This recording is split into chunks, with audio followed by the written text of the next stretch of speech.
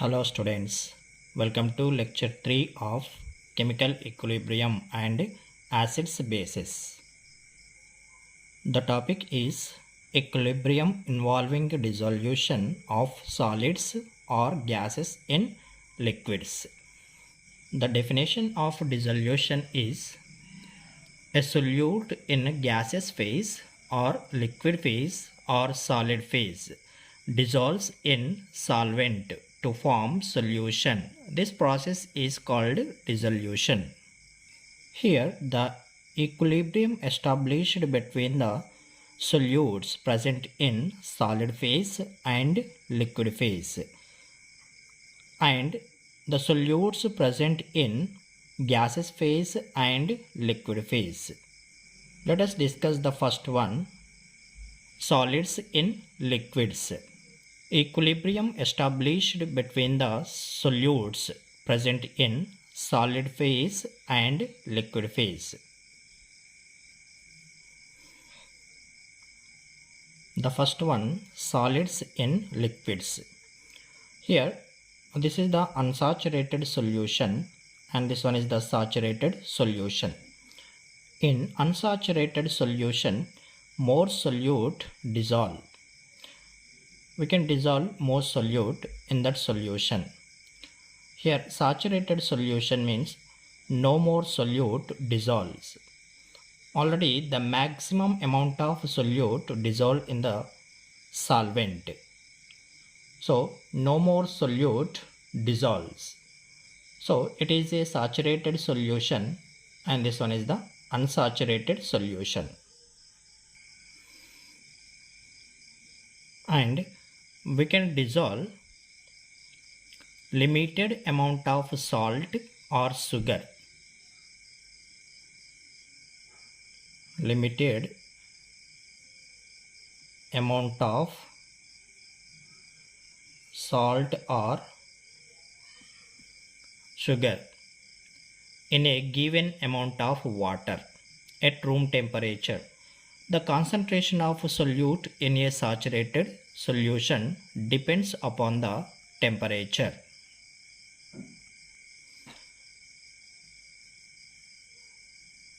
If the temperature increases, the concentration of solute in a saturated solution will be increases. In saturated solution, a dynamic equilibrium established between the solute molecules in the solid state and in the solution. Dynamic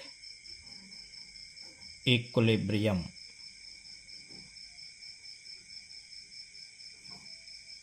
Let me take one diagram.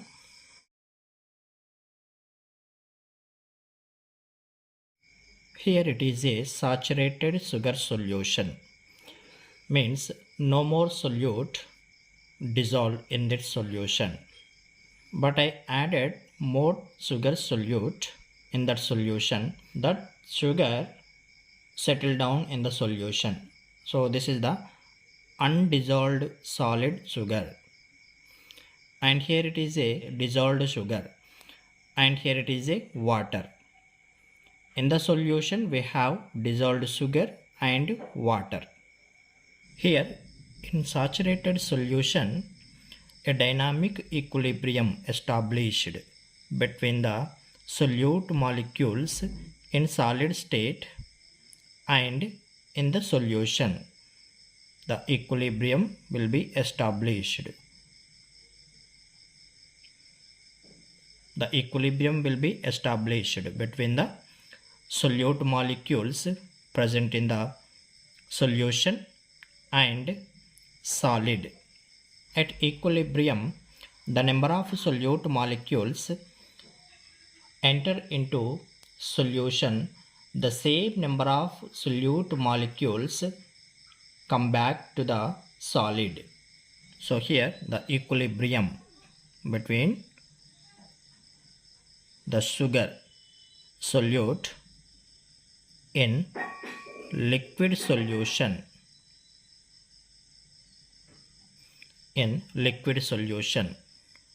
and sugar in solid, the sugar molecules in solid. The equilibrium will be established between the sugar molecules present in liquid solution and the sugar molecules present in solid. And here rate of dissolution of sugar R1 is equal to rate of crystallization of sugar R2. So R1 is equal to R2. The rate of dissolution of sugar, the rate of dissolution of sugar R1 is equal to rate of crystallization of sugar, rate of crystallization of sugar R2. Means at equilibrium, how many number of sugar solute molecules enter into liquid phase, the same number of sugar solute molecules are enter into solid phase. We can prove that dynamic equilibrium with the help of radioactive sugar. Let me take a diagram.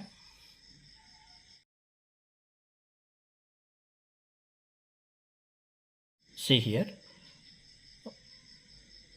this is the saturated solution with non-radioactive sugar molecules. So these are the sugar molecules and this one is the water, and totally it called solution. It is a saturated solution, means no more solute dissolve in that solution. Now we are adding radioactive sugar, and we know that this is the saturated solution, means no more solute dissolve in the solution, and that added radioactive sugar settle down in the solution. It will not dissolve in that solution because it is a saturated solution. And after some time, radioactive sugar molecules are absorbed in the solution due to the dynamic equilibrium.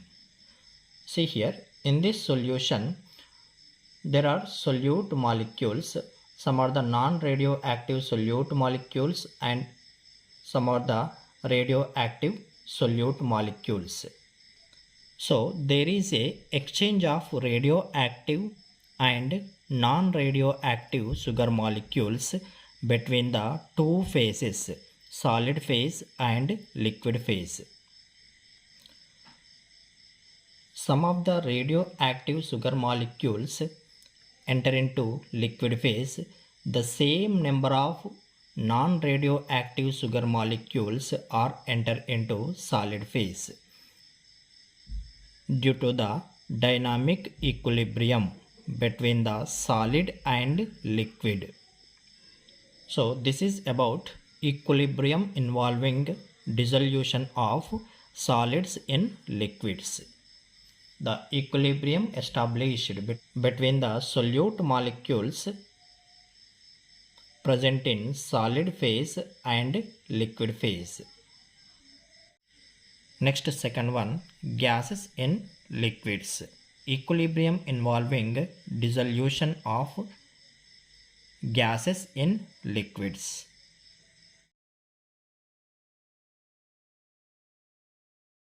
See here, this is the sealed soda water bottle under pressure. In that soda bottle we have water, and in that water there is a dissolved CO2 gas, and above solution we have CO2 gas. So we know that soda water bottle is sealed under pressure of CO2. Consequently, more CO2 gas dissolved in the liquid by force, and when soda bottle is opened, some of CO2 gas rapidly come out, means escape, with a hissing sound. So here in this soda bottle, there is a equilibrium between CO2 molecules in the gas state and the CO2 molecules dissolved in the liquid phase. So there is a equilibrium between the solute molecules present in vapor phase and present in liquid phase. Here the solute molecules are CO2 gases. So here the equilibrium between CO2 molecules present in gas phase and CO2 molecules present in liquid phase. So this equilibrium directed by Henry's law, and the mass of a gas dissolved in a given mass of solvent at any temperature is directly proportional to the pressure of the gas above the solvent, and this amount decreases with increase the temperature.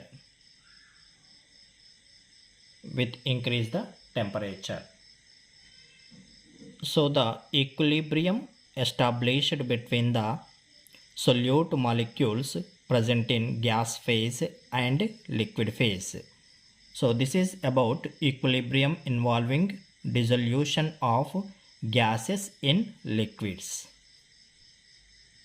And there are some note points. Number 1, for solid liquid equilibrium, solid liquid,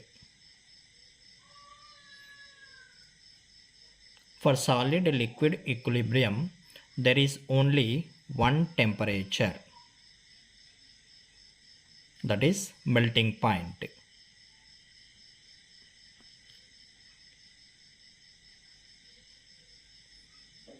At 1 atmospheric pressure. At this stage, the two phases can coexist. If there is no exchange of heat with surroundings, the masses of the two phases remains constant. Masses remains constant. And number 2, for liquid vapor equilibrium, liquid vapor, for liquid vapor equilibrium, the vapor pressure is constant. Vapor pressure constant at given temperature. And third one, for dissolution of solids in liquids. Dissolution of solids in liquids. The solubility is constant at given temperature. Solubility constant at given temperature. For dissolution of solids in liquids, the solubility is constant at given temperature. And number 4, for dissolution of gases in liquids. Dissolution of gases in liquids. The concentration of gas,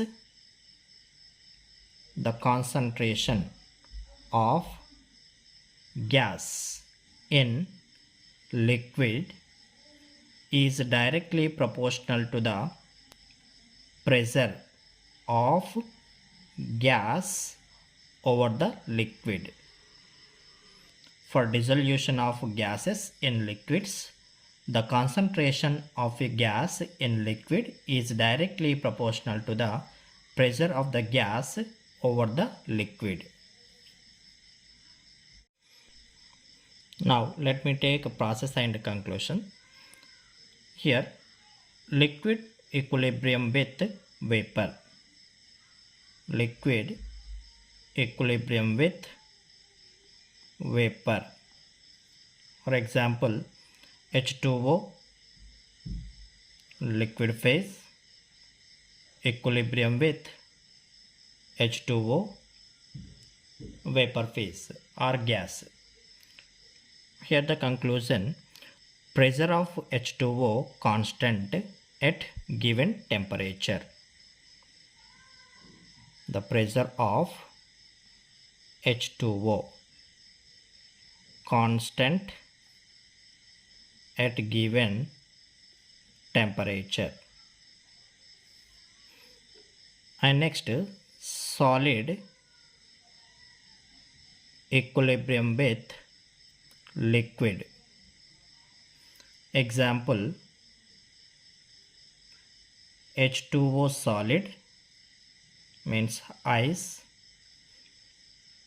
equilibrium with H2O liquid. And the conclusion, the temperature is fixed at constant pressure.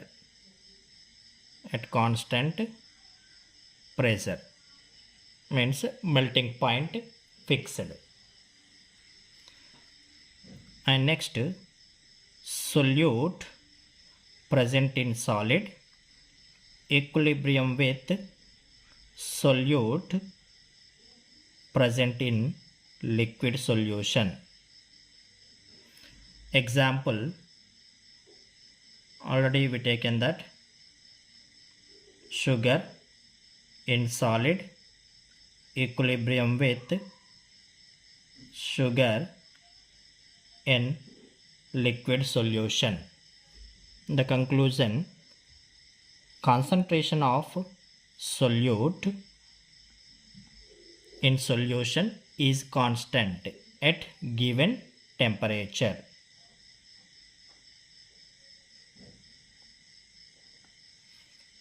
And next one, gas in gas phase or vapor phase, equilibrium with gas in liquid phase.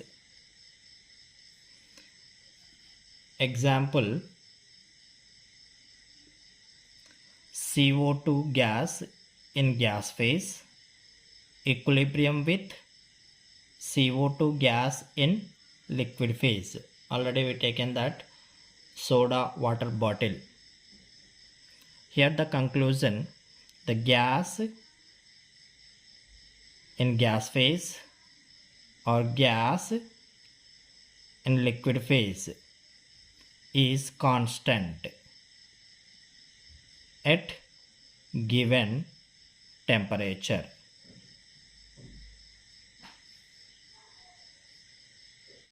So these are the note points. Next one, general characteristics of equilibria involving physical processes. The characteristics of a system which is at equilibrium are: number one,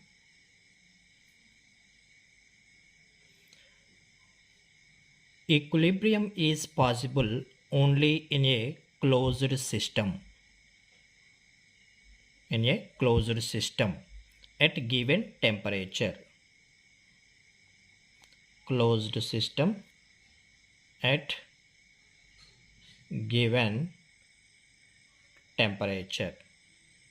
Equilibrium is possible only in a closed system at given temperature. And number two, both the opposing processes forward process and backward process occur at the same rate. So this is the forward process and this one is the backward process.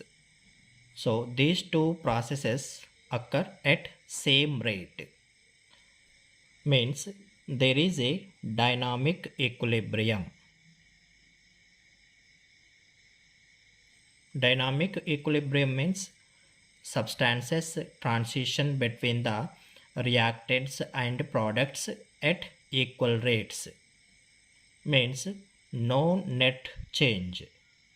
No net change. And number 3, all measurable properties of the system remains constant. Properties of system remains constant.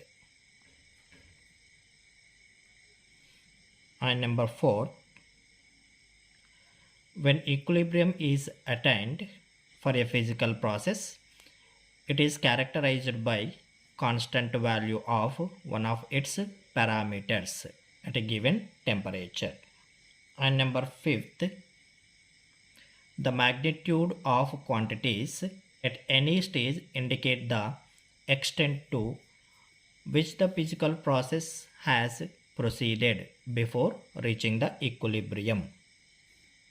The magnitude of quantities at any stage indicate the extent to which the physical process has proceeded before reaching the equilibrium. So these are the general characteristics of equilibria involving physical processes.